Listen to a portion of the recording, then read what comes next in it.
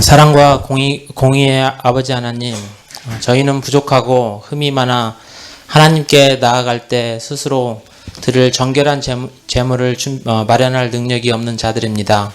하지만 죄 많고 패악한 이 시대에도 오직 예수 그리스도의 보혈을 의지함으로 이 시간 하나님 앞에 설 수 있게 하여 주심을 감사와 찬양을 드립니다. 하나님, 우리가 살아가는 이 시대와 이 세대는 하나님의 진리를 배척하고 하나님을 섬기기보다는 육체의 이끌림대로 살아가고 수치스러운 일을 하고서도 도리어 자랑으로 여기고 오직 세상의 일에만 관심을 둡니다. 교회는 세상으로부터 지적과 부끄러움을 당하고 있습니다. 참으로 안타깝고 마음이 아픕니다. 하나님, 이 시대 신자들이 어떻게 살아가야 할지 진리의 말씀으로 소경과 같은 저희의 영혼을 밝히 비춰주시옵소서. 세속과 거짓에 현혹되어 흔들리는 진리와 믿음의 반석 위에 기둥을 세울 수 있게 성령의 큰 은혜를 허락하여 주시옵소서. 교회 안에서는 성도들이 사랑으로 서로를 위로하고 성령 안에서 교제하고 한마음으로 사랑하는 아름다운 공동체로 변화시켜 주시옵소서. 형제를 세우고 돕는 일에 디모데와 에바브로디데처럼 순종하고 인내할 수 있도록 성령의 마음을 허락하여 주시옵소서. 또한 역사를 주관하시는 하나님 아버지, 최근 몇 년 사이 세상의 힘의 질서가 급하게 변해가고 있습니다. 평화의 시대를 지나 새로운 패권 시대로 들어가고 있는 듯합니다. 우리의 민족의 운명도 강대국의 힘에 의해 좌우될까 걱정입니다. 이러한 어려운 상황 가운데서 이 민족의 운명에 영향을 끼치는 위정자들에게 큰 지혜를 허락하시어 이 민족이 다시 큰 비극과 고통 가운데 들어가지 않도록 위정자의 마음을 사로잡아 주시옵소서. 이 민족이 살아남아 하나님께서 만방에 들어 사용할 수 있도록 사용하여 주시기를 간절히 원합니다. 하나님, 지난주에 있었던 복음 축제를 기억합니다. 많은 성도들이 한 영혼을 위해 오랜 세월 복음이 전해질 때를 기다리며 끈질기게 때론 눈물로 기도하였습니다. 본디오 빌라도처럼 진리가 마음에 울림 없이 소리로 지나가 버리는 것이 아니고 천국 잔치에 초대받은 이들의 마음 밭에 뿌려진 천국 씨앗이 부디 생명의 씨앗으로 자라서 성장할 수 있기를 기도드립니다. 하나님, 교회 안에 연약한 육체의 연로함과 연약함으로 기도하는 성도와 가정들이 있습니다. 원하옵긴 건강을 속히 회복시켜 주시어 하나님의 귀한 생명의 말씀을 듣고 깨닫고 구원의 믿음을 더욱 확고히 할 수 있도록 은혜 간구드립니다. 그들을 돌보는 가족들을 기억하시고 큰 위로와 힘을 보태어 주셨기를 원합니다. 성도의 양식은 하나님의 말씀입니다. 성가교회의 말씀의 놀라운 능력이 함께하고 풍성히 나눠질 수 있도록 교회가 될 수 있도록 이 시간 말씀을 전하시는 목사님의 지혜와 능력을 허락하여 주시옵소서. 예수님의 이름으로 기도드립니다.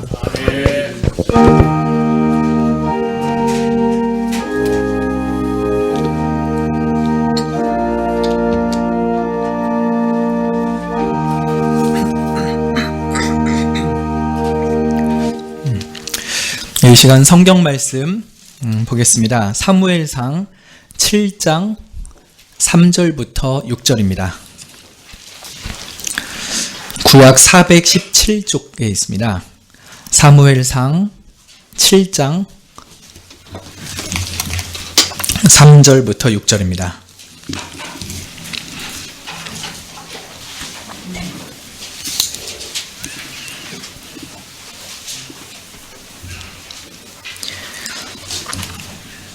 예, 7장 3절부터 6절, 제가 한 절, 여러분 한 절 하시고 마지막 절 함께 읽겠습니다. 사무엘이 이스라엘 온 족속에게 일러 가로되 너희가 전심으로 여호와께 돌아오려거든 이방신들과 아스다롯을 너희 중에서 제하고 너희 마음을 여호와께로 향하여 그만 섬기라. 너희를 블레셋 사람의 손에서 건져내시리라. 이에 이스라엘 자손이 바알들과 아스타롯을 제하고 여호와만 섬기니라. 사무엘이 가로되 온 이스라엘은 미스바로 모이라. 내가 너희를 위하여 여호와께 기도하리라 하매 그들이 미스바에 모여 물을 길어 여호와 앞에 붓고 그날에 금식하고 거기서 가로되 우리가 여호와께 범죄하였나이다 하니라. 사무엘이 미스바에서 이스라엘 자손을 다스리니라. 아멘. 소망구역에서 특송해 주시겠습니다.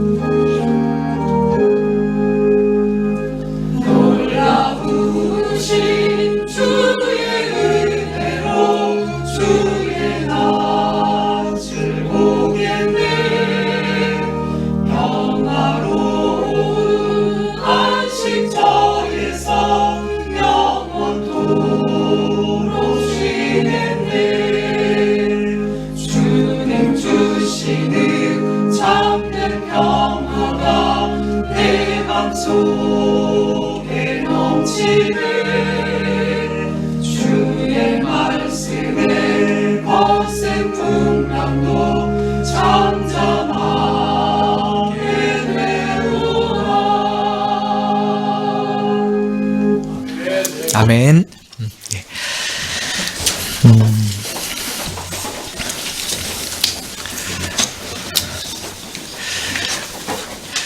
오늘 오후 예배 때 설교로 섬겨주실 강성국 목사님을 좀 소개드리고 싶습니다. 총신대학교에서 신학을 수학하시고 또 합신대학원 또 아세아 연합신학대학원에서도 계속 신학을 공부하셨습니다.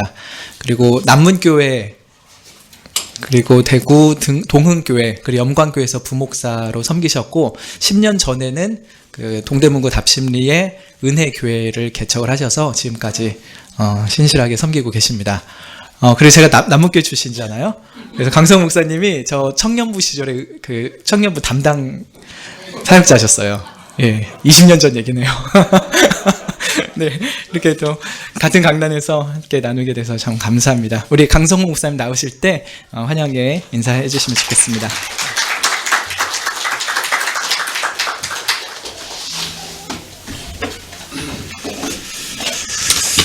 반갑습니다. 우리 성가교에 정말로 오고 싶었어요. 왜 그러냐면 제 마음속에는 그렇게 생각합니다. 다른 목사님들한테 혼날지 모르겠는데 우리 성가교회말로 우리 노예 안에서 가장 지적이고 또 건강하고 또 말씀 앞에 바로 놓여서 이렇게 세워가는 교회라고 제가 오래전부터, 이미 30년 전부터, 제가 또 우리 김영선 목사님하고도 관계가 있지만 이왕준 목사님하고도 친구입니다. 예, 그리고 제가 옛날부터 박형 목사님 전에부터 과구선 목사님을 제가 존경해왔고, 제가 그렇습니다. 그래서 사실은 안 불러주나 싶었는데 개척하고 나 10년 되니까 지난주 박형 목사님이 한번 오라고 그래가지고 제가 뭐라고 그랬냐면 영광입니다. 그래서 그냥 달려왔습니다. 어쨌든 감사하고요. 잠깐 기도하고 말씀 듣도록 하겠습니다. 하나님 아버지 참으로 감사합니다. 이렇게 점심 먹고 또 우리 성도들 서로 교제하면서 또 이렇게 오후에 또 말씀 앞에 우리가 섰습니다. 하나님, 우리가 무엇을 깨달아야 될지 직접 말씀해 주시고 또 우리 자신이 어떤 모습인지 주께서 가르쳐 주시어서 하나님 말씀을 통해서 내 자신을 발견하는 귀한 시간들 되게 하여 주시옵소서. 예수님 이름으로 기도하옵나이다. 아멘. 오늘 제목은 우상 제거가 먼저다, 이렇게 제목입니다. 조심스럽네요. 저는 마치 막 사실은 이렇게 딱 공간이 주어져 있으면 딱 여기서 멈춰서 해야 되잖아요. 저는 체질적으로 이렇게 못해요. 막 돌아다니면서 하는데 좀 조심스럽네. 자, 우상 제거가 먼저다. 제가 어떤 책에 보니까 김진선이라는 분이 지은 시가 있더라고요.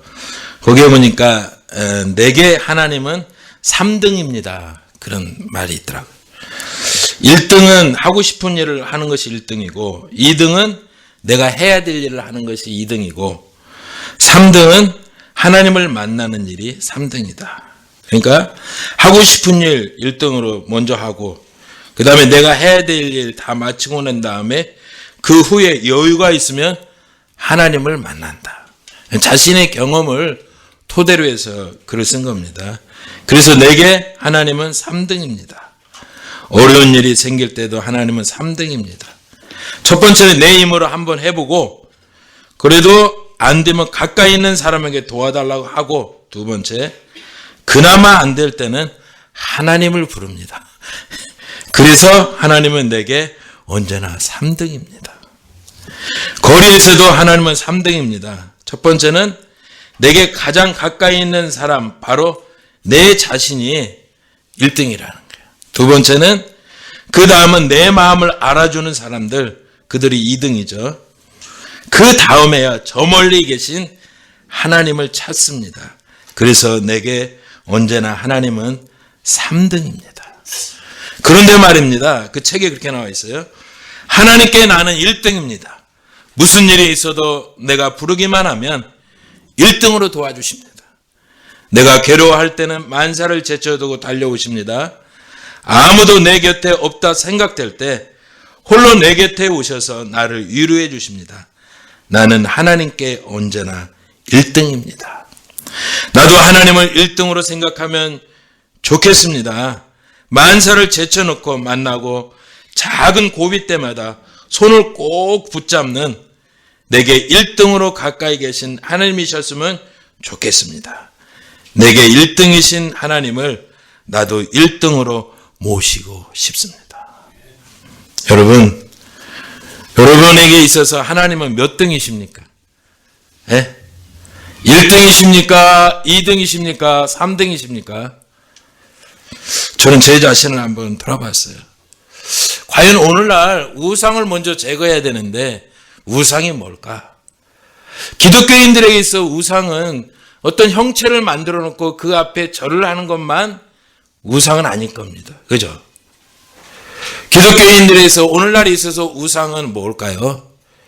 제가 볼 때는 돈도 우상이 될 수 있습니다.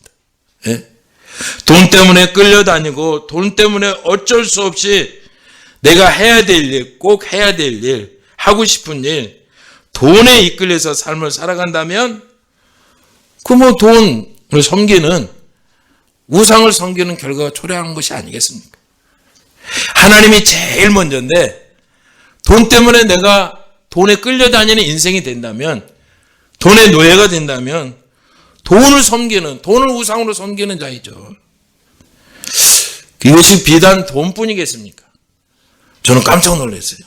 제가 사는 동네가 휘경동이고 그 옆 동네가 면목동인데, 면목동은 굉장히 좀 서민들이 사시잖아.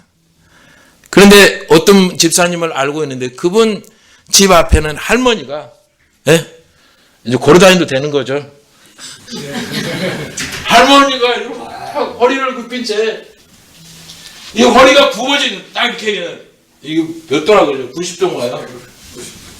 이렇게 핀 적을 보지는 못했어요. 이걸 박스를 줘갖고 10년이 넘게 박스를 쌓아놓고 나서 그거를 팔아서 거기에서 나오는 수입으로 자녀를 준다고 그래요. 제가 듣기로는 그 할머님이 정말 어렵게 사시냐? 아니라니. 그러면 그 어머님이, 자기 어머님이 박스를 주워가지고 돈을 모아가지고 자녀한테 다 뺏기는 거예요. 제가 볼 때 그 할머님에게 있어서 우상은 뭘까요? 자식이죠.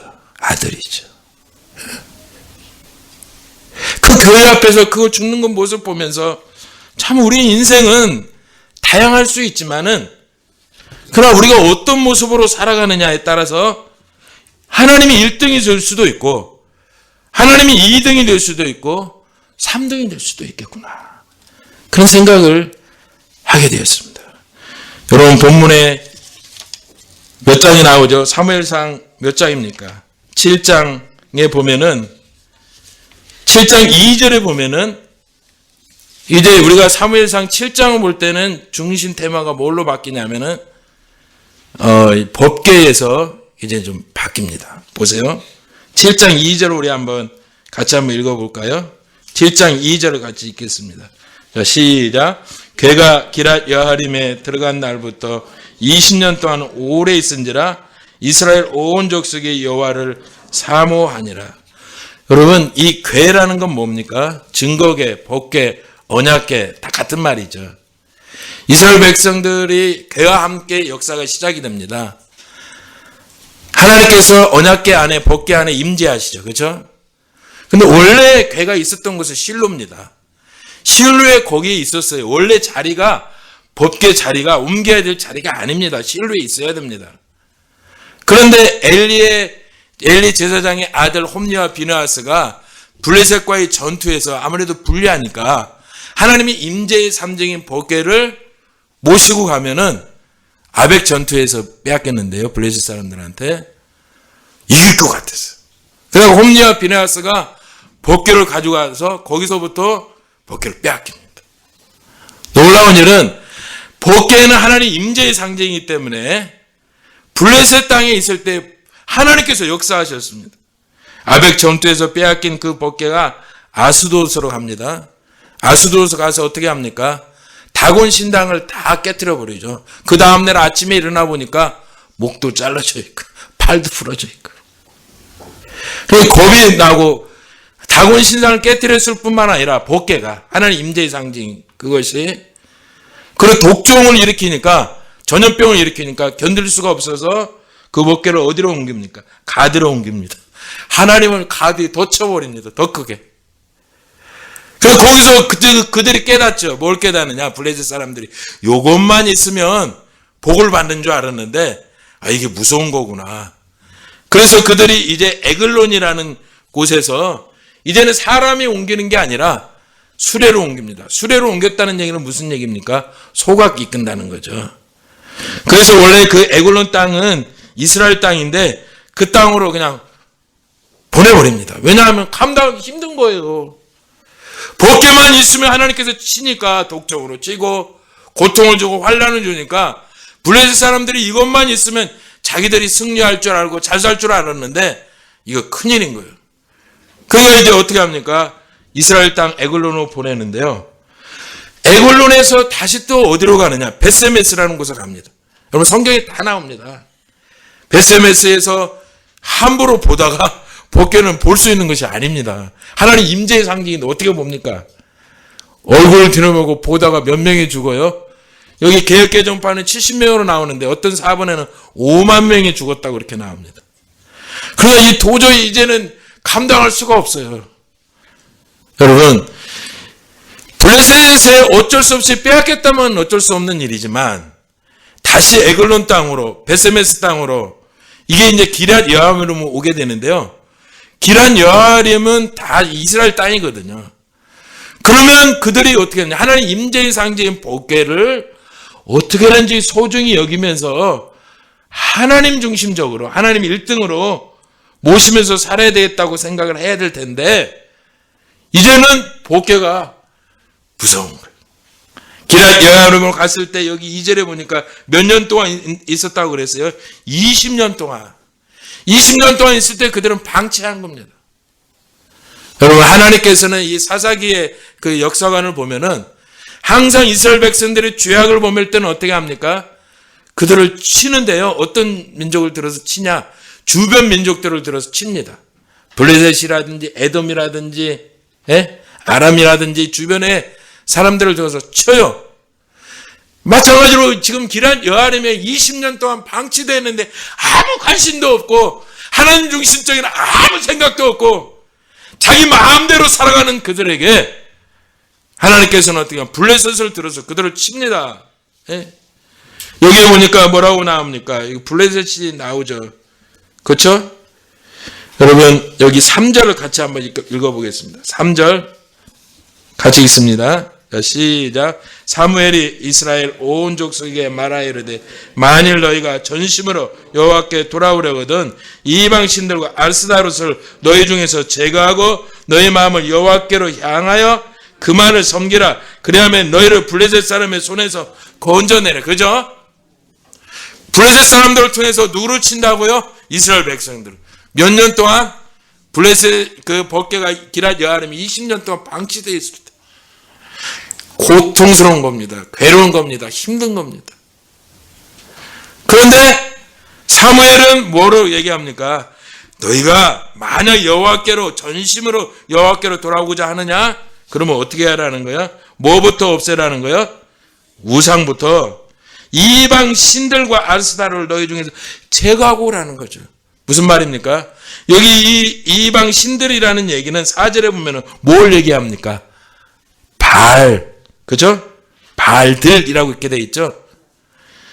아스타롯이 나오죠, 그죠? 원래 바알은 가나안 신입니다. 가나안 신이고 어떤 신일까요? 바알은요 좀 지저분한 신입니다. 농경 신이고 최고의 신입니다. 아스타롯은 바알의 부인인데요, 아내인데 이 다산의 상징입니다. 예? 그리고 그 풍만한 이 가슴을 가지고 있는 그런 표현으로 나타나죠. 예. 로마에 보면은 비너스 신과 약간 비슷한 거죠. 항상 바알이 갈 때는 아스타롯이 같이 갑니다.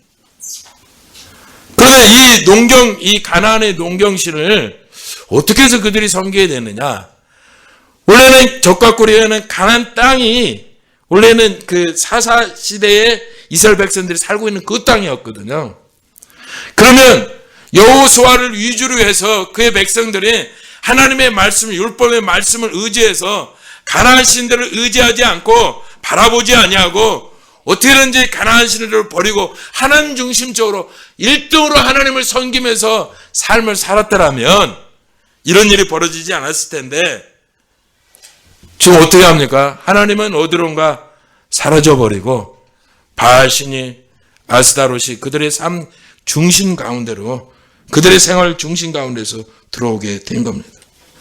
가만히 보니까 사무엘이 이건 도저히 안 되겠다. 뭐부터 제거하라는 거예요? 우상부터 제거하라. 우리 옆에 있는 사람한테 우리 한번 얘기 한번 합시다. 우상부터 제거합시다. 우상부터 제거합시다. 여러분, 우리에게 있어서 우상은 뭘까요? 여러분에 있어서 우상은 무엇입니까? 저에게 있어서 우상이 있었습니다. 저는요, 제가 장로님 아들로 태어났거든요. 그리고 고등학교 때 서울로 유학을 했어요. 그러니까 시골에서는 있을 많지 않은 일인데요. 서울로 유학 간 사람 많지 않잖아요. 제가 전라북도 익산 출신입니다.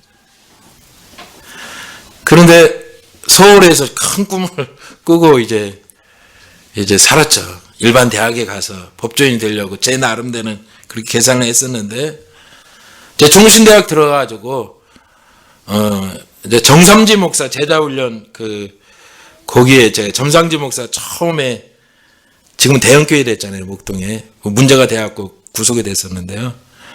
원래 대치동 음마 아파트 앞에 이런 상가의 3층을 빌려가지고 제자훈련을 했습니다. 그때 당시에 80년대에는 사랑의 교회가 제일 처음에 제자훈련을 세워졌고, 그 다음에 제자교회가 두 번째 했어요.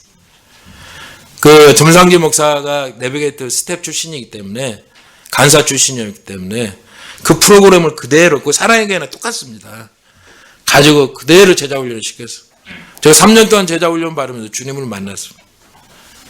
제가 상로동에 어떤, 지금은 엄기영 선교사님이라고 한인연합교회 지금 담임 목사님이신데요. 그 한인연합교회가 지금은 3,000명이 넘습니다. 어마어마한. 그분이 전한 그 복음 약 30분 짧은 기간이었는데, 그때 제가 거기서 무릎을 꿇어버렸어요. 그 눈물을 벌컥 쏟아버렸습니다. 예수님을 영접했습니다. 종신대학 다니면서. 내가 가만히 생각해 보니까 제가 거듭나질 않았더라. 그 복음을 들으면서, 가만히 들으면서 보니까 거듭나지 않았더라. 그래서 제 자신을 돌아볼 때 무슨 생각을 했냐면은, 이제 거듭남의 비밀을, 누가 얘기한 것처럼 그 거듭남의 비밀이 아닙니다. 이제 알게 되었으니까, 하나님이 나를 사랑하는 것을 내가 알게 되었으니까, 이제는 내가 공부를 통해서 하나님께 좀 영광을 돌려야 되겠다 싶어가지고요. 그때부터는 신학대에 다니면서 저는 휴학을 했습니다. 그래서 기독교 철학이든지 서양 철학이든지 언어는 닥친 대로 했어요. 제가 학부 때요, 고대 근동을 했습니다. 그래서 헬라, 히브리어, 라틴어, 아람어, 아카디아, 우가리티가 이집트어 닥치는 대로 했습니다. 그리고 서양 철학, 기독교 철학, 도이베르트, 키에르케고르, 하이데거, 헤겔, 칸트 닥치는 대로 했습니다. 왜냐하면 복음이 내 안에 살아있는데, 하나님의 역사가 내 안에 살아있는데, 이 말씀이 이게 전달이 안 되는 것에 대해서, 거기에 대해서는 제가 의문점이 있었거든요. 왜냐하면 목회자들이 말씀을 전달할 때에 좀 지적인 부분들도 있는데, 분명히 물론 감성적인 부분도 있지만 지적인 부분들을 다 빼놓고 나서 너무 감정에만 호소해서 얘기를 하는 것 같더라고요. 저 종신대학 있을 때 채플에 내누라 하는 사람들 다 왔다 갔습니다.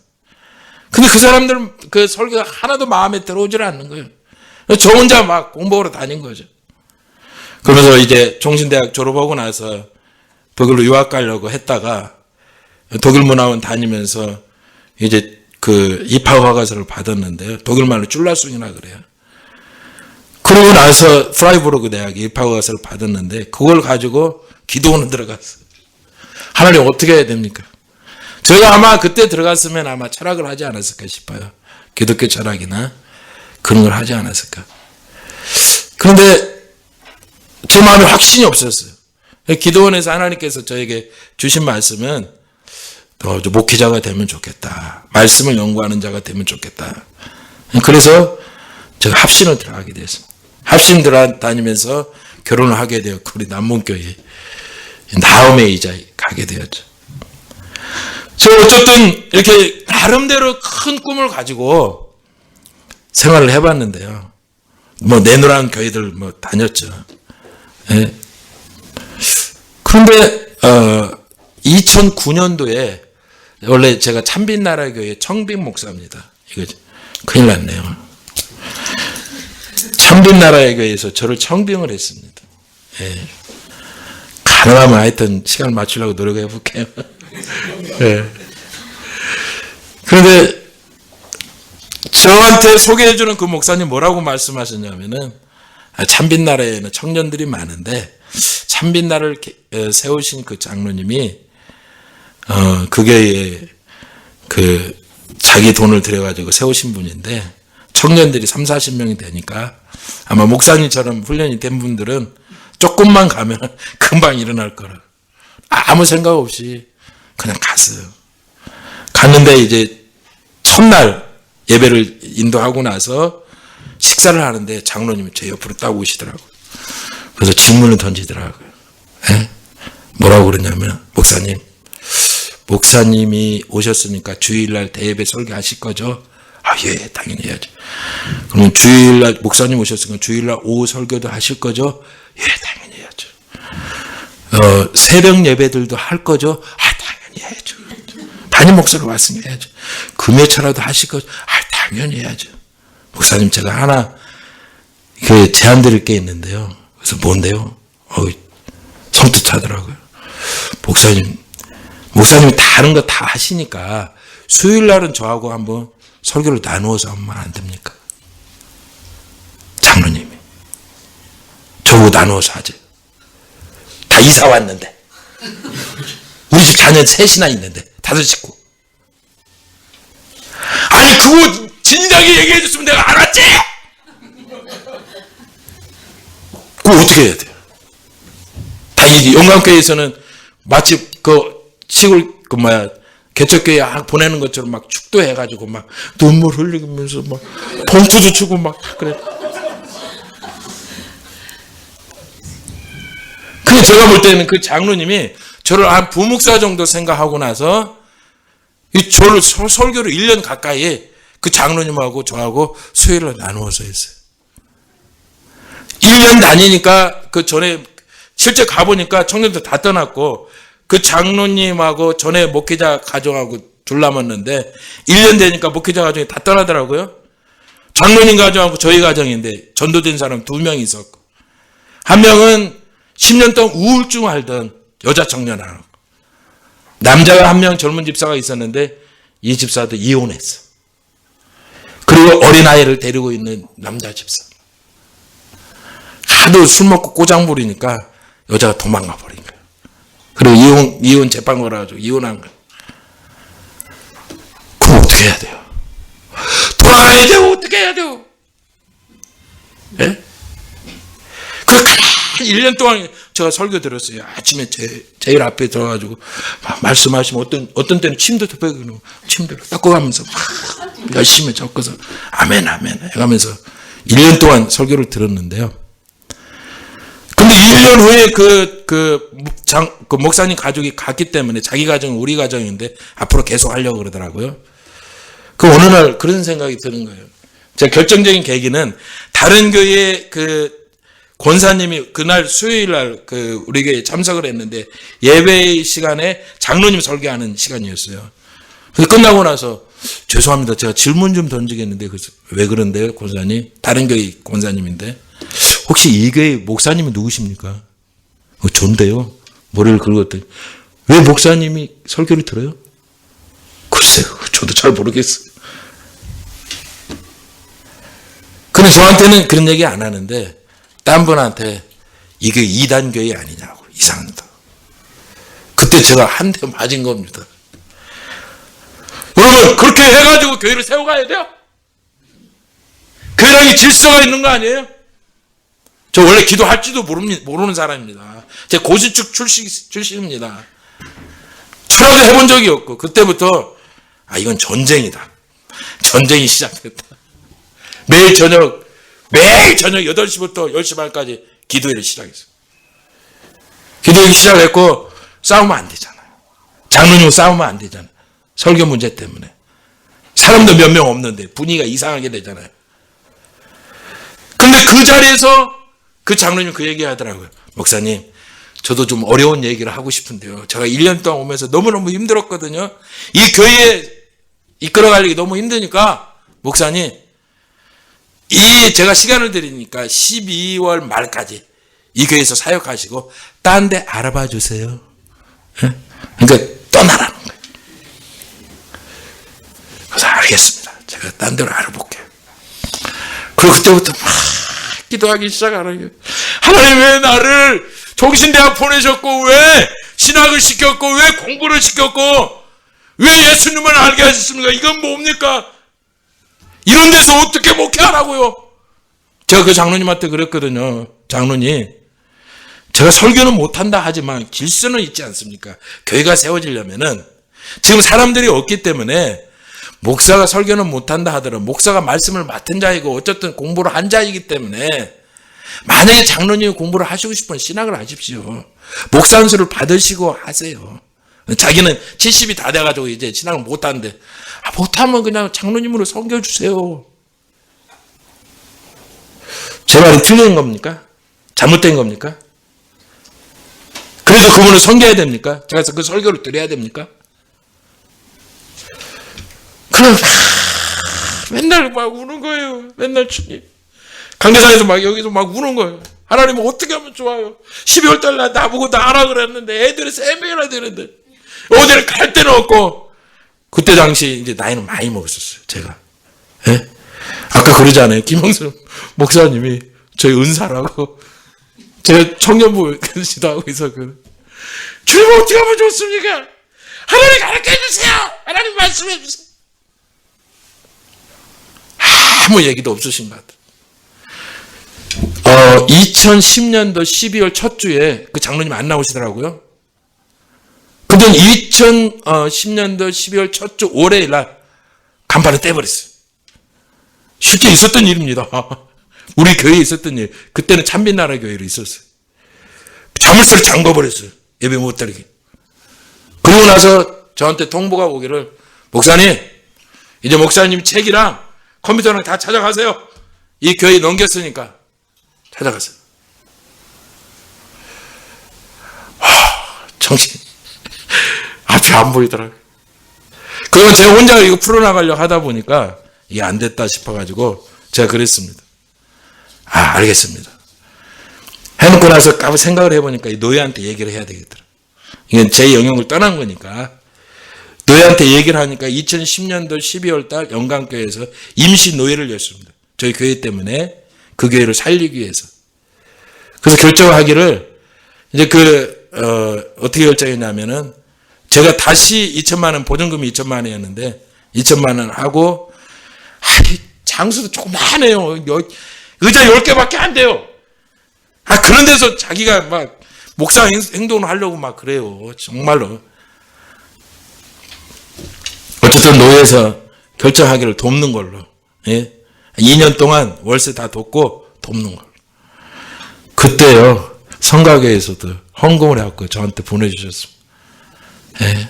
제가 그걸 잊지 못합니다. 그래서 지금 늦게라도 일찍 불러줬으면 일찍 인사를 드렸을 텐데 10년 만에 불러줬으니까 좀 늦게 좀 인사를 드릴게요. 여러분 너무너무 그때 감사했습니다. 감사합니다. 어쨌든 그래서 이제 새로 하게 됐는데 이름을 이제 은혜교회로 바꿨죠. 왜냐하면 그 교회를 세웠던 장로님이 떠났으니까. 자기 보증금 가지고 떠났으니까. 어떤 목사님은 그러더라고요. 왜 보증금을 돌려주냐고. 교회 주인은 목사님이지 왜 돌려주냐고. 근데 저는 싸우기 싫었거든. 조그마한 교회에서 뭘 싸워가지고 전도기를 막으면 안 되잖아요. 돈 돌려달라는데 어떻게 해요. 그래서 돌려드렸죠. 네. 저는 2천만 원 빌려다가 다시 계약하고 이제 다시 시작을 했는데 사람이 있어야죠. 사람이 없는 거예요. 어느 날 토요일 날 이제 내일이 주일날이 다 와서 설교 준비를 하고 가만히 생각해 보니까 이제 사람이 없어. 가족들밖에 없고 이제 2명 있잖아요. 10년 동안 우울증한테 청년하고 이혼한 남자 직서 그분들하고 그 쳐다보면서 무슨 설교를 하겠어요. 그러니까 토요일 날 그냥 나와서 그냥 우는 겁니다. 기도하는 겁니다. 저는 그때 처음 들었어요. 하나님 음성을 들었어요. 2가지 음성을 들었는데 첫 번째는 내가 네 마음을 아노라. 또 하나는 내가 다 보았노라 그러더라고. 내가 다 보았노라. 이렇게 보니까 아무도 없어요. 11시 넘었는데 11시 반이 넘었는데 나 깜짝 놀래. 막 머리가 이렇게 막 올라가요. 아니 주님을 보셨다면 왜 주님 막지 않으셨어요? 그 청년들도 좀 막고 그 장남도 좀 막아가지고 교회를 세워가도록 하셔야죠. 주님이 보셨다면 뭐예요 지금? 아무것도 없는데 어떻게 하라고요?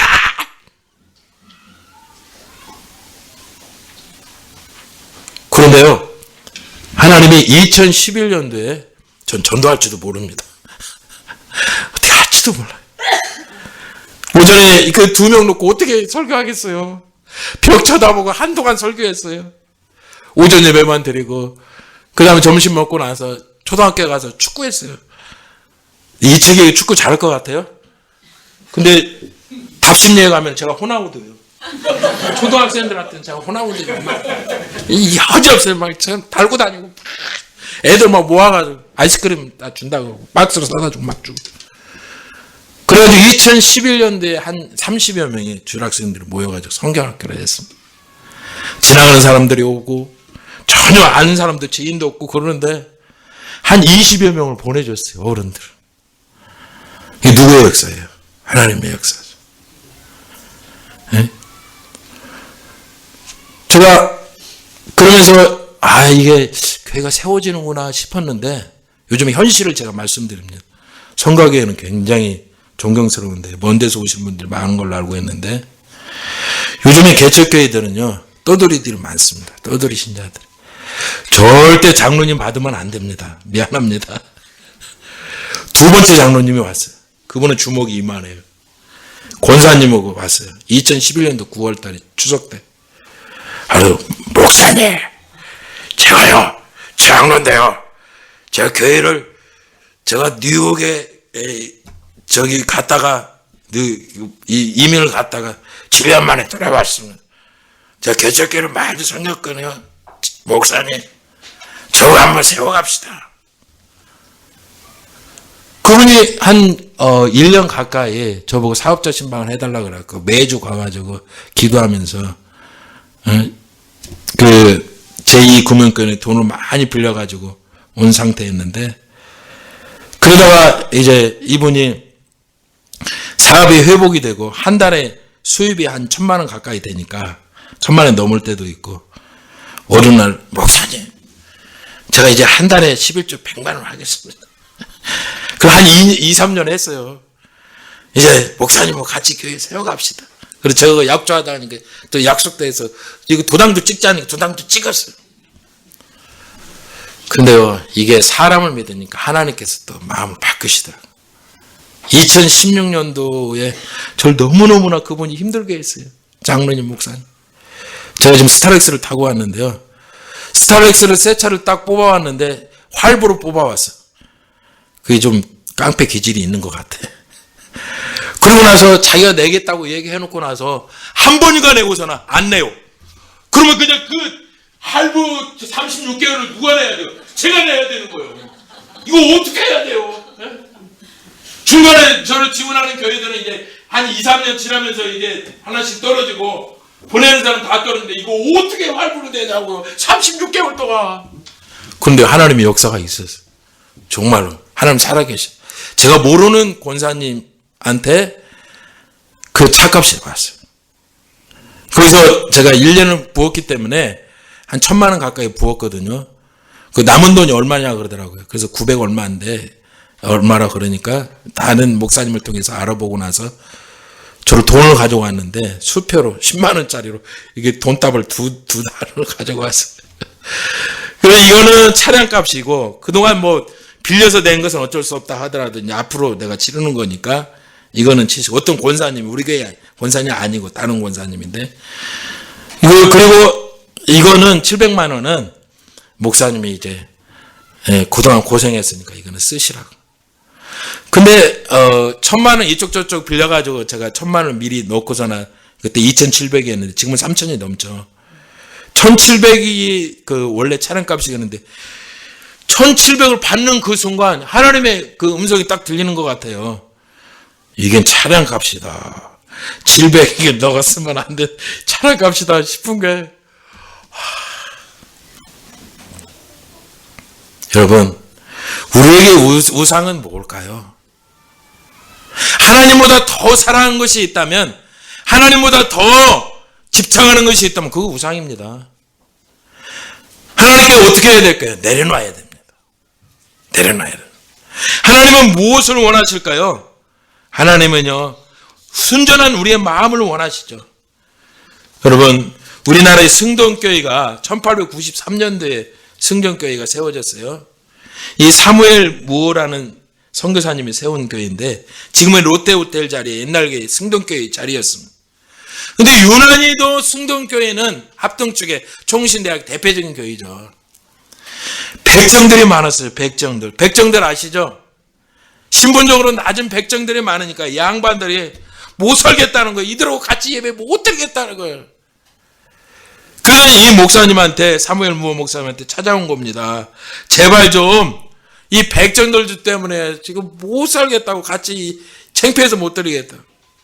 결국 그 양반들이 나가서 따로 교회를 세우는데 그 교회가 홍문사골 교회입니다. 교회에서 찾아보세요. 책에 찾아보세요. 그런데요, 홍문사골 양반들이 따로 나가서 교회를 세우는 그 교회가 5년 만에 불타 없어집니다. 그리고 그 사람들이 사무엘 모 목사님한테 찾아와서 우리가 잘못했습니다. 우리 죄를 좀 용서해 주세요. 그랬어요. 저도 이 사람들에 있어서 우상은 뭘까요? 자기의 이 체면. 여러분, 교회는 누구든지 다 올 수 있는 건 아닙니까? 예? 무엇을 한정을 정해버리고 하나님보다도 제 1등을 하나님을 섬겨야 되는데, 하나님 중심적으로 삶을 살아야 되는데, 그게 개혁주의 아닙니까? 그런데 다른 것이 거기에 전부가 되면은 결국 교회가 세워질 수가 없습니다. 여러분, 영동교회 아시죠? 통합측의 대표적인 교회, 이성희 목사님 목회하시는 영동교회, 1894년도에 세워진 교회입니다. 그런데 그 교회도 마찬가지요. 가파치 출신이 고찬익 장로님이 당선되었어요. 고찬익 집사님이 누구냐? 가파치 출신이요. 가파치가 뭡니까? 가죽을 만드는 일을 하는 사람이잖아요. 천한 직업을 가지고 있는 사람이죠. 그러니까 이 사람들이 도저히 이 사람이 장로 되는 거를 이걸 보지 못하겠다. 그래서 어떻게 됩니까? 교회를 박차고 나가서 세운 교회가 묘동교회입니다. 묘동교회. 우리 한국 교회사 역사에 다 나옵니다. 저도 이 연동교회는 오래된 교회이기 때문에 그것이 하나의 자기의 뭐가 된 거예요? 우상이 된 거예요. 여러분, 오늘날 있어서 기독교인들에서 우상이라는 게 뭐겠습니까? 형상을 만들어 거기에 절하는 것이, 나는 적어도 바알과 아스타롯은 안 섬긴다라고 얘기할 수 있는 것, 그렇게 얘기할 수 있겠습니까? 아니죠. 하나님보다도 하나님을 1등으로 섬기지 아니한다면, 그것이 어떤 것이든 그것이 그 자리에 자리 잡고 있다면 그 우상 섬기는 겁니다. 우상 섬기는 겁니다. 그것이 물질이든 자식이든 건강이든 사람이든 자기 자신이든 지식이든 뭐든. 또 제가 다른 기록을 찾아보니까요, 전라도 김제에 있는 금산교회라고 있더라고요. 여러분, 김제 금산교회 혹시 들어본 사람이 있어요? 거기에 보면은 최의덕, 한국 이름으로 최의덕 선교사님이 세운 이 교회인데요, 한국 이름으로 엘비 테이트라는 선교사님입니다. 외국 선교사님. 김제에서 전도해가지고 누구를 전도했냐? 조덕삼 씨를 전도했어요. 조덕삼 씨. 이분이 가부입니다. 돈 부자였어요. 김제 땅에 거의 땅이 이 조덕삼 씨 거예요. 그런데요, 1905년도 그때 을사늑약이 있었던 해인데요. 옛날에는 저 때는 어릴 때는 을사죄악이라고 배웠습니다. 이게 잘못된 겁니다. 을사늑약입니다. 죄악이라는 서로 대등한 관계 속에서 맺는 것이 죄악이죠. 일방적으로 우리나라의 유교권을 강탈해버렸는데요. 사실 1910년도 한일합방으로 인해서 우리나라가 없어진 게 아니고 1905년도 을사늑약 때부터 우리나라는 이미 사라진 겁니다. 일본으로 넘어간 거예요. 어쨌든 1905년도 함께 조덕삼 씨하고 누구하고 세례를 받느냐? 자기 집의 머슴 누구냐? 이자익 씨라고. 이자익 씨. 1905년도에 세례를 받습니다. 1907년도에 평양 장대인교회에서 부흥운동이 일어났잖아요. 그런데 1907년도에 이들이 장로 선거를 했는데요, 누가 당선이 되느냐? 누구든지 다 갑부인 조덕삼 씨가 장로가 될 줄 알았어요. 그런데 의외로 머슴이었던 이자익 씨가 당선이 된 거예요. 예? 그때 당시에 조덕삼 씨는 41살이었습니다. 충분히 장로 될 자격이 있죠. 부자였을 뿐만 아니라, 그리고 자기 집에 머슴 사는 사람이 이자익 씨였어요. 그런데 그 당시 이자익은 26살이었습니다. 예? 26살 젊은 나이에 장로가 되었어요. 그러면 누가 보더라도 이거는 잘못된 투표잖아요. 그죠? 다시 할 수 있잖아요. 그런데 아닙니다. 조덕삼 씨가 그때 당시에 했던 이 기록이 나옵니다. 우리 금산교회는 참으로 훌륭한 일을 했습니다. 저희 집에서 일하고 있는 이 이작 영수는 저보다 신앙의 열의가 대단하십니다. 참으로 감사합니다. 나는 하나님의 뜻을 겸허히 받아들여 이작 장로를 받들고 더 교회를 잘 섬기겠습니다. 이게 가부였던 조덕삼 씨가 한 얘기예요. 그리고 나서 자신의 공약대로 1910년도에서 1915년도 그때 이 자기의 머슴을 평양신학교로 보냅니다. 그리고 학자금과 생활비 일체를 다 지원합니다. 더 놀라운 것은 이자익 목사님을 자신의 머슴이었던 그자를 금수함교회 담임 목사로 청빙합니다. 그리고 자기가 죽을 때까지 끝까지 잘 섬깁니다. 예? 여러분 지금은 3대가 그 금수함교회를 섬기고 있습니다. 한번 조사해 보세요. 인터넷이 발달되어 있으니까 다 나옵니다. 오늘날에 있어서 우상은 뭘까요? 우상부터 제거해야 됩니다. 오늘 한국교회에서는 이 미스바 운동, 회개 운동부터 강조하는데 사실 회개할 것이 뭐가 있어야 되잖아요. 무조건 하나님 앞에 눈물 흘린다고 해결가 됩니까? 뭐 내용을 알아야 될 거 아니에요. 뭘 하나님 앞에 잘못했는지 알아야 될 거 아니에요. 그때 당시 그들의 생활 방식은 이미 법계는 오랫동안 기라되라며 20년 동안 방치되어 있고 브레셀 사람들에게 짓밟히고 있는데도 불구하고 왜 이렇게 다른지도 그들은 모르고 있었을 뿐만 아니라 거기에는 관심도 없었어요. 그리고 바알들과 아스타를 섬기고 있었다 이 말이에요. 그러면 뭐부터 제거해야 돼요? 우상부터 제거해야죠. 그리고 나서 미스바로 모여가지고 그들을 어떻게 해야 됩니까? 하나님께 기도해야 되죠. 예? 사무엘상 7장 6절을 우리 한번 같이 한번 읽겠습니다. 자, 시작. 그들이 미스바에 모여 물을 길어 여호와 앞에 붓고 그날 종일 금식하고 거기에서 이르되 우리가 여호와께 범죄하였나이다 하니라. 사무엘이 미스바에서 이스라엘 자손을 어떻게 하니라? 다스니라. 그때 회개하기 시작했던 거예요. 그러니까 회개 운동이 먼저가 아니고 뭐가 먼저일까요? 우상을 제거하는 것이 먼저. 하나님보다도 더 귀하게 여기고 거기에 집착하고 그것에 끌려다녔다면 그것을 심지어 그것이 자기 자신이라 하더라도 그 우상입니다. 예? 어떤 사람은 그렇게 얘기하더라고요. 제가 교회를 섬기니까 10년 동안 하니까 별 사람이 다 있어요. 제가 어느 날 그랬죠. 집사님 우리 교회 좀 남아주세요. 예? 왜 제가 남아야 돼요? 아니요, 집사님이 계셔야 우리 교회는 개척교회니까 사람이 없으니까 서로 힘이 되잖아요. 집사님 같은 성실한 분이 계셔야죠. 목사님 그런 말씀 마세요. 그러면서 저한테 하는 얘기가 목사님 신앙에는 자유가 있는 거 아닙니까? 개인적으로 예수 그리스도를 믿고 하나님의 자녀가 되고 천국 가는 것이지 목사님이 제 대신 가줍니까? 거기 할 말이 없더라고요. 제 대신 천국에 가주십니까? 제가 교회를 지금까지 은혜교회를 다녀준 거지 그 사람 교회는 그래요. 내가 이제 결정이 날 때가 되어서 다른 교회로 가겠다면 가만둘 것이지 왜 저를 붙잡습니까? 여러분 이게 맞는 얘기입니까? 여러분 뭔 결정을 할 때 그러면 제가 그런 얘기를 했어요. 그러면 하나님 말씀을 통해서 하나님의 뜻을 발견했습니까? 하나님의 뜻은 모르지만 어쨌든 내가 예수 그리스도를 개인적으로 믿고 개인적으로 하나님 앞을 섬기고 개인적으로 하나님 앞에 천국을 가는 거니까 내가 저희도 내 마음대로 내가 결정하는 것이지 절대 목사님이 감히 말을 하지 못합니다. 이게 맞는 얘기입니까? 이게 맞는 얘기입니까? 그러면 그 사람에게 있어서 우상은 뭘까요? 자기 자신이 될 수 있는 거예요. 예?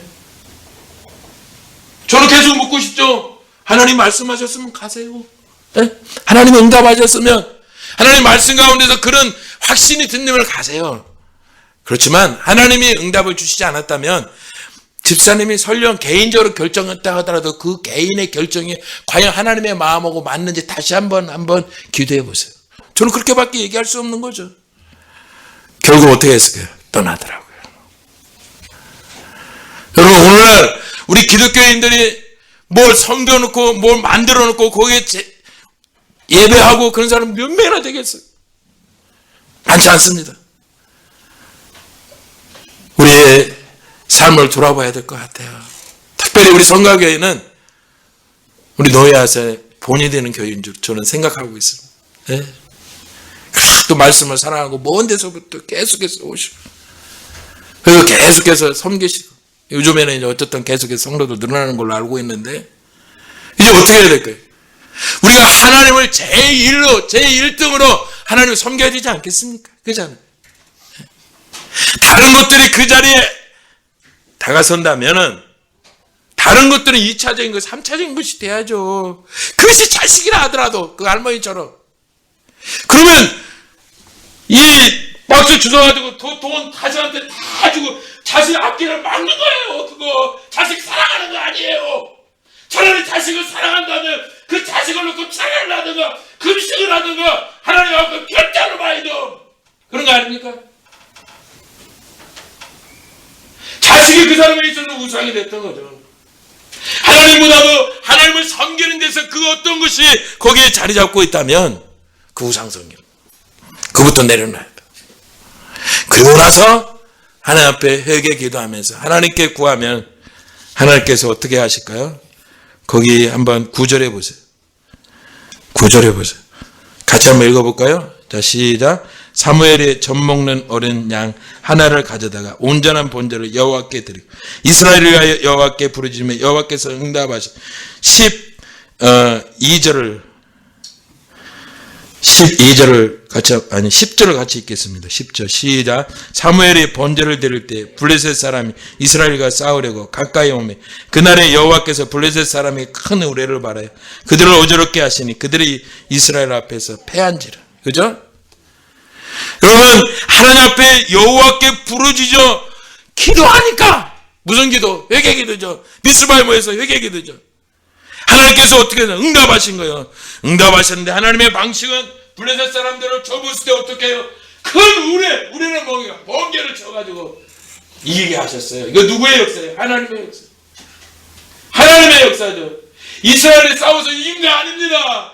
인간적으로 이긴 거 아닙니다. 하나님이 그렇게 하신 겁니다. 왜요? 회개하고 돌이키고 우상 제거하고 하나님 중심적으로 하나님의 제1등으로 모시고 살겠다고 하니까 하나님께서 은혜 베풀어 주신 거예요. 예? 어디에서요? 미스바에서. 그때 당시 블레셋 사람들은 이놈들 봐라. 이놈들이 여기서 모여가지고 뭐 기도한다고? 번제 드린다고? 웃기는 소리 하는 그냥 킬라겠는데 하나님이 그 밤에 10절에 보니까 큰 우레를 바라해서 그들을 어지럽게 하시니 그들이 이스라엘 앞에서 패한지라. 누가 하신 거예요? 하나님이 하신 거예요. 이스라엘 백성들이 한 거는 뭐예요? 회개 기도밖에 없죠. 예? 자신의 죄를 하나님 앞에 고백하고 그리고 하나님께 돌이킨 거죠. 자기가 원하는 대로 가던 삶을 이제 하나님이 원하시는 방향으로 바꾼 것밖에 없죠. 여러분 이제 제가 드릴 말씀 다 드렸어요. 우리에게 있어서 우상은 뭡니까? 하나님께서는 어떤 사람들을 사랑하실까요? 하나님 이외에 다른 것들을 그 자리에 갖다 놓으면 안 됩니다. 하나님이 제1등이 돼야 됩니다. 하나님의 제1등이 돼야 돼요. 그 다음에 그것이 물질이든 뭐든 지위든 뭐든 그 다음에 하나님께서 은혜를 주시면 그걸 선물로 받는 거예요. 예?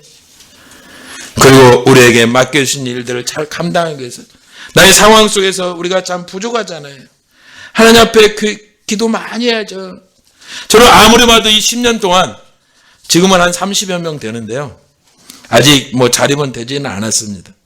지금은 학생들은 이제 많이 이제 관리를 못 해가지고 선생님들이 없어서 지금 많이 지금 나갔고요. 지금은 어른들을 중심으로 해서 연세 드신 분들이 많아요. 한 30여 명이 오셔요. 네? 근데 저는 지금 그렇게 기도하고 있어요. 하루속히 이제는 도움받는 교회가 아니라 좀 도움 주는 교회로 되고 싶습니다. 근데 이것도요, 제가 교회를 세워가려 하는 지나친 욕심도 우상이 될 수 있더라고요. 교회를 세워가려 하는 지나친 욕심. 2014년에 한 9월달부터 12월까지 제가 그때는 새벽 4시에 일어나가지고 밤 10시 반, 11시에 들어갔어요. 3개월 동안. 네, 새벽 기도 끝나고 나서 사람이 있어서 새벽 기도 하는 거 아니에요. 저 혼자 하는 겁니다. 한 명 나오면 또 한 명 가지고 하는 거고요. 그리고 7시부터 9시까지 전도로 막 돌아다녔어요. 띠 두르고 나서. 그리고 나서 버스 정류장에서 행복한 하루 되십시오. 건강한 하루 되십시오. 은혜계입니다. 은혜계 목사입니다. 행복한 하루 되세요. 건강한 하루 되세요. 그렇게 그렇게 했는데요. 제가 어느 날 귀에서 막 소리가 나요. 지금도 소리가 나는데 제가 병이 있어요. 메니에르 병이라. 처음에는 이게 이명이 왔다 그래서. 근데 뭐 건물이 막 뺑뺑 돌고 막 구역질이 나오고 운전을 할 수가 없어요. 빨리 그 귀 전문병으로 가보라고. 가보니까 메니에르 병이라는 거예요. 목사님 이러다가 과로사로 가는 겁니다. 제가 2014년대 5년 전에 그 얘기를 듣고 나서 그때 깨달았어요. 아, 교회를 막 열정을 가지고 이렇게 하려는 것도 제가 욕심이 들어가면 그것도 우상이 될 수 있겠구나. 하나님이 허락하시는 한도까지만 하는 것이지, 예? 그것도 기쁜 마음으로 즐거운 마음으로 감사한 마음으로 하는 것이지 내가 그 이상으로 막 교회를 세워가야 되겠다. 막 내가 언제 안에 승부 걸어야 되겠다. 내가 그걸 전도를 하기 시작한 거 어떤 집사님이 저에게 오더니 안타까웠고 목사님 제발 좀 들으세요. 그래서 왜 그러세요 집사님? 제가 40-50명은 세워줄 수 있어요. 뭔데요? 아 집사님 목사님 제가 하는 대로만 하실래요? 그래서 예 제가 집사님 하는 대로 가르쳐준 대로 할게요. 목사님 지금부터 3개월 동안 아침 저녁으로 전도하십시오. 전도해가지고 3개월 동안 매일같이 하면은 40-50명 될 수 있습니다. 제가 장담합니다. 정말이에요. 그랬더니 정말이래. 제가 그 얘기 듣고 시작한 거예요. 그러다 귀 나갔어요. 40-50명 됐느냐? 한 명 왔어요. 한 명 왔다가 그 사람 또 떠났어요. 이게 뭐냐? 교회를 세워가려는 이거 욕심이 나의 우상이 되었다. 하나님보다는 하나님 중심으로 하나님이 이끄신 대로 가는 거죠. 그죠? 지금은 이제 굉장히 많이 내려놨어. 예? 지금도 막 귀에서 막 소리가 들리는데요. 여러분, 우리의 삶 가운데서 하나님 중심으로 삶을 살아가는 것, 그것이 가장 중요한 거예요. 예? 하나님 기쁘게 하는 일이라면 그 확신이 든다면 어떤 일이든지 감당하십시오. 하십시오. 저 같은 사람도 했는데요. 예? 저 같은 사람도 했는데. 그러나 하나님의 뜻이 아니라는 확신이 들 때는 중단하시고 말씀 앞에 서세요. 과연 하나님이 이것을 원하시는지 아닌지. 그리고 내가 조금 앞서갔다 싶으면 어떻게 해야 돼요? 회개 기도해야죠. 이스라엘 백성들이 미스바에 모여서 회개 기도하고 부르짖었던 거죠. 그러니까 하나님께서 역사하시잖아요. 블레셋 사람들 40년 동안 고통을 당하잖아요. 그 사람들 때문에. 예? 40년 동안 고통을 당하고 이스라엘 백성들은 기럇 여아람에 있을 때 20년 동안 거기에 대해서 아무 관심이 없었어요. 아, 우상 제거하지 않고 나서 하나님을 섬기겠다는 게 말이 됩니까? 제가 성경을 계속해서 우리 교회에서 읽고 있는데요. 수요일날하고 토요일날 아이고 큰일 났네. 10분이나 지났네. 수요일날하고 금요일날 성경을 읽고 있는데요. 제가 에스더를 봤어요. 아니 에스라를 봤는데 70년 동안 포로로 잡혀왔던 그들이 오래간만에 돌아와서 했던 일이 스룹바벨을 중심으로 해서 제사장 예수아를 중심으로 했던 성전 건축하는 일이었어요. 근데 그곳에 살고 있는 사람들이 자기들도 동참하겠다고 그럽니다. 우리도 하나님 섬기는 사람이니까 좀 같이 동참해서 건축하도록 좀 허락해달라는 거예요. 그러면 언뜻 볼 때는 허락해 줄 수 있잖아요. 에스라서 보세요. 근데 그 사람들이 허락하지 않습니다. 왜냐하면 이미 BC 722년에 아수르에서 무너질 때 아수르 정책은 혼합 정책이었습니다. 그들이 하나님을 섬긴다 했으나도 진정한 하나님이 아니에요. 포로로 70년 만에 돌아왔던 그들의 하나님이 아니에요. 이미 그들 가운데에는 이방 종교가 그들 가운데 들어있는 거예요. 우리도 하나님 섬기는 사람입니다 라고 했을 때 그래 같이 지차라고 말하면 안 되는 겁니다. 결국 그들이 거부했기 때문에 그들은 어떻게 합니까? 바사의 왕들한테 항소문도 보내고 건축 중단하게 달라고 뇌물도 주고 그래서 결국 중단시킵니다.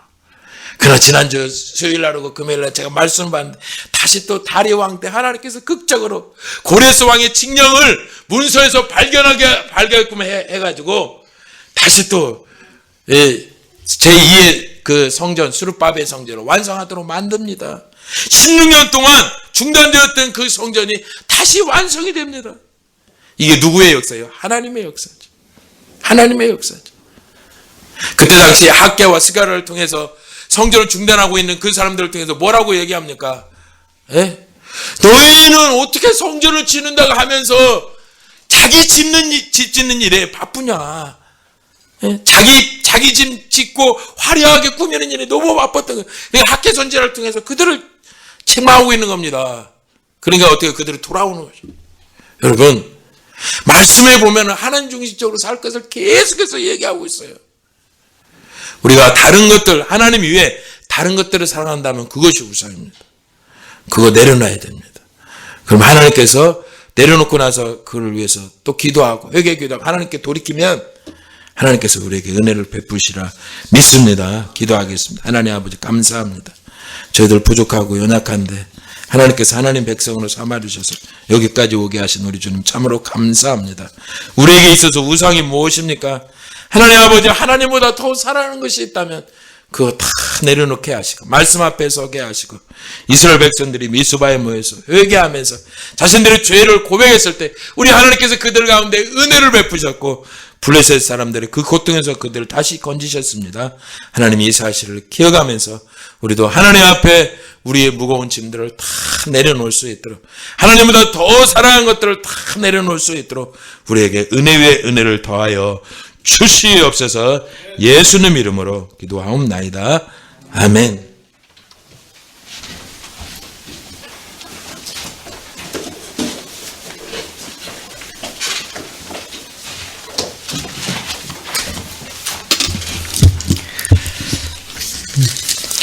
네, 은혜로운 말씀 감사합니다.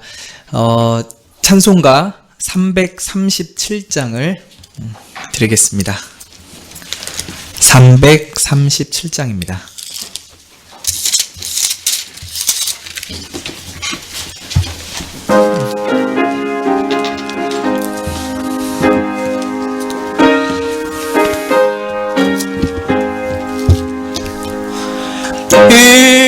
인내하신 구세주여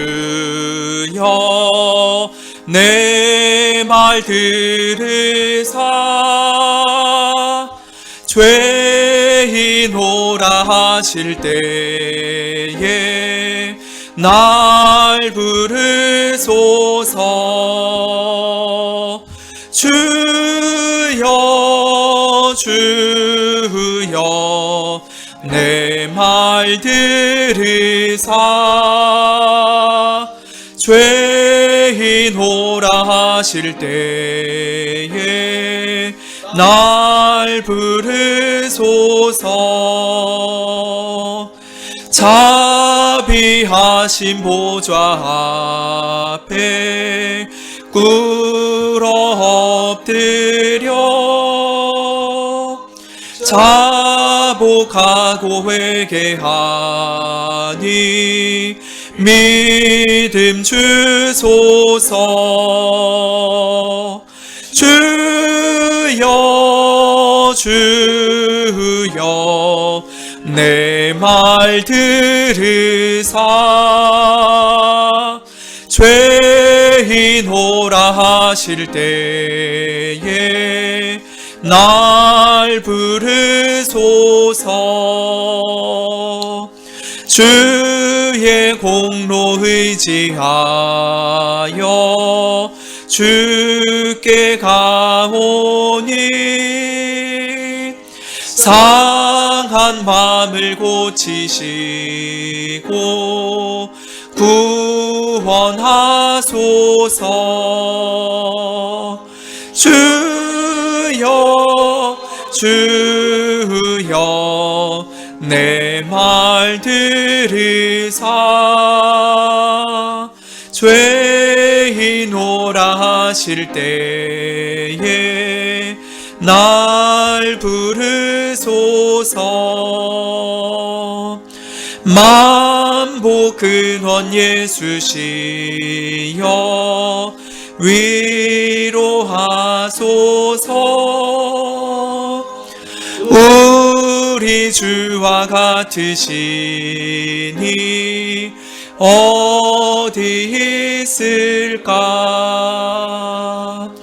주여 주여 내 말 들으사 죄인오라 하실 때에 날 부르소서.